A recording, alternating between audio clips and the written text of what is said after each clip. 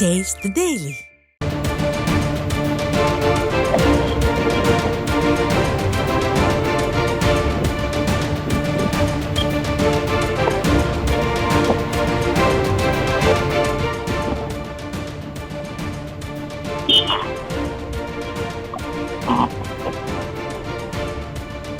அண்மை செய்தி.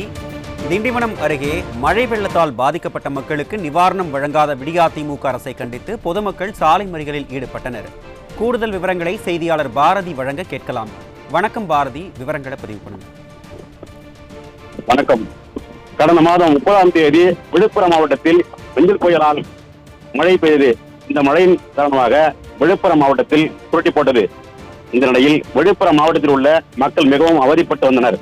இந்த நிலையில் விழுப்புரம் மாவட்டம் திண்டிவனத்திலிருந்து புதுச்சேரி செல்லும் தேசிய நெடுஞ்சாலையில் திமுக அரசை கண்டித்து ஓமந்தூர் பகுதியில் கொந்தமூர் உள்ளிட்ட பகுதிகளில் நிவாரணம் வழங்கவில்லை என கூறி உப்புவேலூர், கிளையனூர், அருவப்பாக்கம், வடசிறுவலூர், ஆதனப்பட்டு உள்ளிட்ட பல்வேறு கிராமங்களைச் சேர்ந்த 2000க்கும் மேற்பட்ட பொதுமக்கள் சாலை மறியலில் ஈடுபட்டனர்.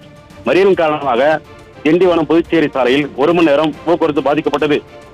தொடர்ந்து காவல்துறையின் பேச்சுவார்த்தை நடத்தியது. தொடர்ந்து மறியல் கைவிடப்பட்டது.